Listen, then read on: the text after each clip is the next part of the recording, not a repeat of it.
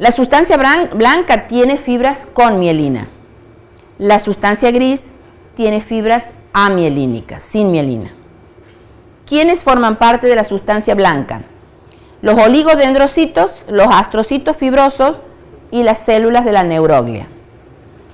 Y la sustancia gris, astrocitos protoplasmáticos, oligodendrocitos también y células de la neuroglia.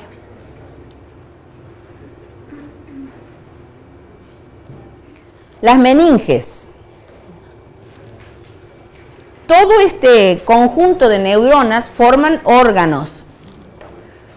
Esos órganos están envueltos por tejido conectivo que lo protege. Ese tejido conectivo, tanto al encéfalo como a la médula espinal, se denominan meninges.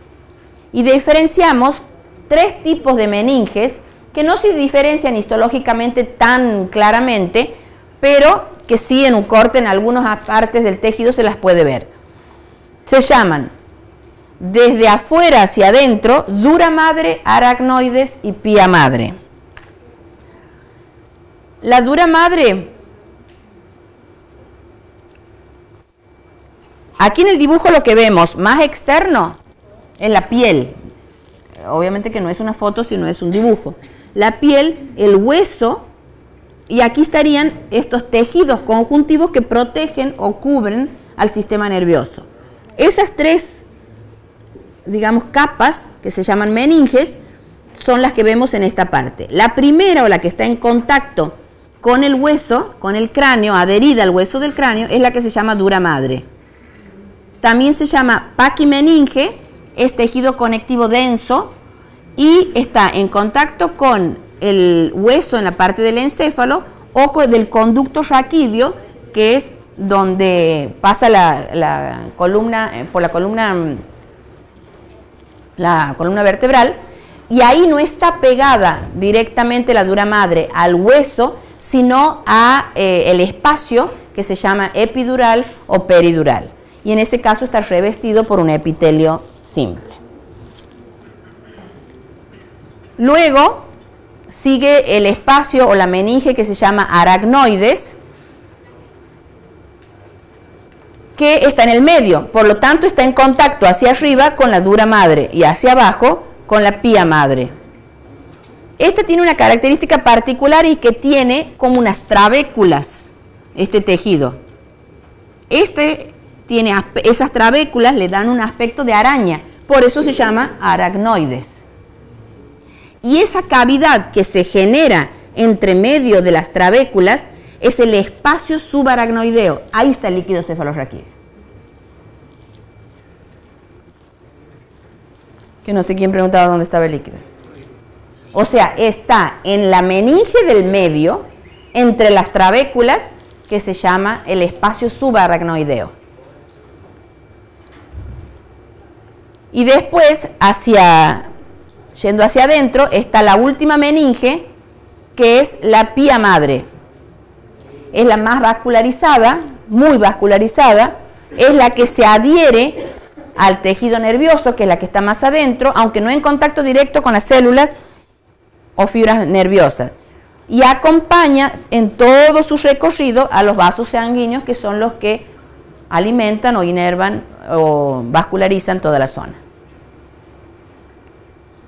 Entonces, ¿qué son las meninges?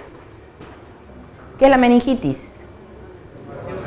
La inflamación, porque termina en itis, de estos tejidos. ¿Y qué son estos tejidos? Los tejidos conectivos que envuelven al encéfalo o a la médula espinal también.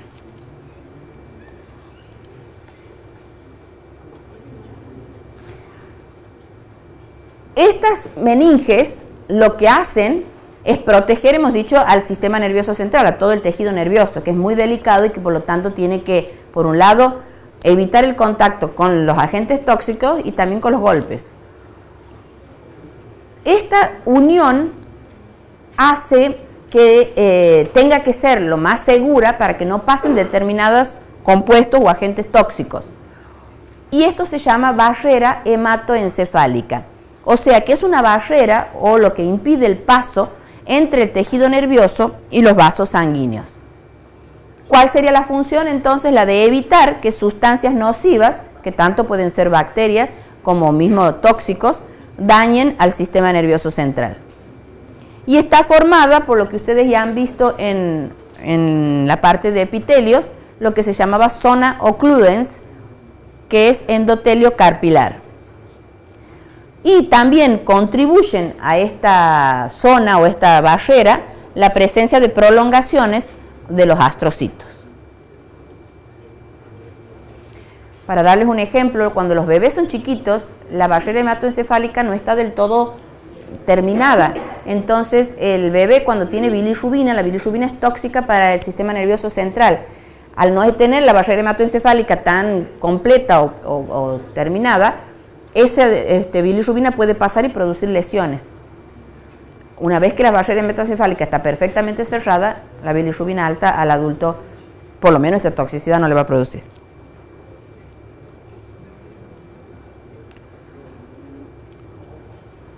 La médula espinal. La médula espinal, digamos, es toda la parte nerviosa que va por adentro de la columna vertebral. El tejido nervioso tiene este tipo de estructura que hemos dicho que tiene sustancia blanca y gris. La gris tiene este aspecto de H, pero ahora vamos a ver algunos otros detalles. La sustancia blanca aquí está dibujada amarillo y la gris blanca. O sea, ¿qué es la materia gris? ¿Por qué se dice el que tiene más inteligente el que más materia gris tiene? Todo el sistema nervioso tiene parte blanca y parte gris, porque ahí están las neuronas, la parte del soma, por lo tanto estaría asociado vulgarmente a las actividades cerebrales. Entonces el que tiene materia gris tiene más capacidades cerebrales en teoría, pero todos tenemos. Esta sustancia gris, ven que tiene forma de H, se dividen en las astas posteriores y en las astas anteriores. La diferencia entre las astas anteriores y posteriores son que unas llegan hasta la orilla y las otras no. Se genera un orificio en el medio que es por donde pasan, ven en el moldecito que se llama epéndimo. Esta sustancia blanca es la que tiene los nervios sensitivos que suben para llevar la información al cerebro y motores que bajan con la respuesta hacia su zona de acción. Las astas posteriores son más delgadas, incluso de aspecto, llegan hasta la superficie porque toca el borde superior externo, tienen neuronas sensitivas y conducen la sensibilidad fina y propioceptiva. Las astas anteriores son más gruesas, no llegan hasta la periferia o superficie externa y tiene o está formada por motoneuronas, neuronas multipolares, hay abundante sustancia de Nils y las dendritas ramificadas. Y este epéndimo está cubierto en el orificio por tejido cúbico o cilíndrico simple. Otro órgano que vamos a ver la estructura histológica es el cerebelo. El cerebelo está dibujadito en aquella cabeza, ven que está abajo como en la base del cráneo. La ubicación es detrás del bulbo, que se lo ve ahí más arriba, y la protuberancia. Histológicamente podemos reconocer tres capas en el cerebelo. Una capa que se llama molecular, que es desde afuera hacia adentro, sería esta naranja que vemos aquí, donde vemos que tiene pocas neuronas y muchos axones. Esos axones son amielínicos.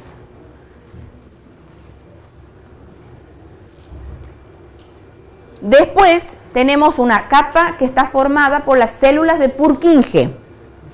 Esas células, en este dibujo se las ve mejor. Ven que están como los somas, es todo lo amarillo, los somas de esas células. Aquí estaría en naranja. Aquí están dibujadas solo 2 células de Purkinje, pero es la capa que de afuera hacia adentro le sigue. Es una sola hilera de células. Y hacia adentro queda una tercera capa, que ahí en el apunte he visto que no está como puesto un inciso, sino en el medio, ¿no? Para que lo ubiquen. Capa granulosa. Esa capa granulosa tiene células más pequeñas, parecerían los gránulos del cerebro, llamados, y que serían estas. Aquí no se lo ve muy bien, pero hacen sinapsis con las de Purkinje. Son células estrelladas, es esta. También hay células en cesto, por la forma. Entonces las capas son desde afuera hacia adentro, molecular, lo naranja, Purkinje, que es una línea nomás de células, y la granulosa, que tiene células más pequeñas. ¿Y dónde tenemos la sustancia gris en el cerebelo? Al revés de la médula espinal, donde la médula espinal hemos visto que la H es gris y que lo de afuera era blanca. En el cerebro y en el cerebelo es al revés. La sustancia gris, que es la asociada con las actividades intelectuales, están más en la periferia externa, y la sustancia blanca es central. Y el cerebro, que también tenemos sustancia gris y blanca, la gris es por fuera, la blanca por dentro, igual que en el cerebelo.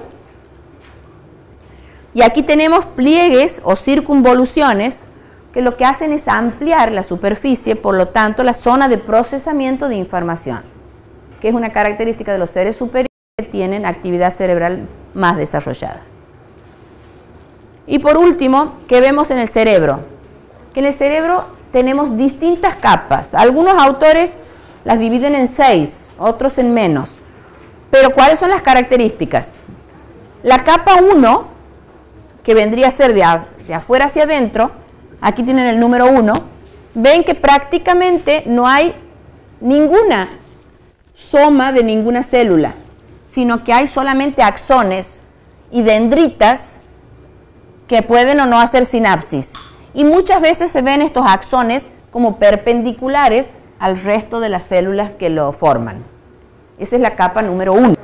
Si no, en la página 94, pero no hay un dibujo, ahí ven que están diferenciadas las 6 capas, que con el dibujo a veces es más fácil visualizarlo y uno lo aprende, que no, cuáles son las piramidales, cuáles son más pequeñas y cuáles son más grandes. Pero la primera, como habíamos visto, no tenía prácticamente cuerpos, eran solo axones, y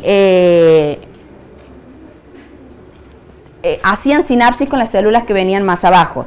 La capa 2 se llama granulosa externa o piramidal pequeña, y está formada por muchas células, pero tienen todo aspecto como triángulos, como de pirámides. Se van como achicando las células de arriba hacia abajo. Las que sigue tienen piramidales medianas. La que sigue es una granulosa interna, que está formada por muchas células estrelladas chiquititas. Después piramidales grandes, y las últimas que son las fusiformes. Esos tampoco son estructuras que están muy claramente diferenciadas, pero sí se ha visto que llevan más o menos ese orden y se las puede diferenciar. La estructura del cerebro es la más importante y es la que lleva la mayoría o la mayor parte de las funciones sensitivas y motoras. Aquí en este dibujo yo les he puesto el nombre de este autor, pero al lado el nombre que usamos en el apunte, como para que puedan utilizarlo, porque lo puedan entender igual. Porque la capa 1, en este autor le llama molecular, y nosotros le llamamos molecular o plexiforme. Y en el segundo y tercero son piramidales. Ven en el escalón segundo y tercero, se ven mucho más las piramidales. En el cuarto, en el ejemplo lo vemos, están las estrelladas, que se proyectan en sus aferentes o en sus axones hacia los otros. En el 5 y 6, que sería que están las neuronas más las rojas, que serían las piramidales, que proyectan hacia la zona cortical, que es la parte de arriba, sus axones o sus dendritas. Y aquí tenemos el nombre que usamos en el apunte, que es la capa granulosa externa o piramidales pequeñas, capa piramidal externa o piramidal mediana, la granulosa interna que tiene células estrelladas y la piramidal interna que tiene piramidales gigantes o células de Betz. Y en el sexto están las polimorfas o fusiformes.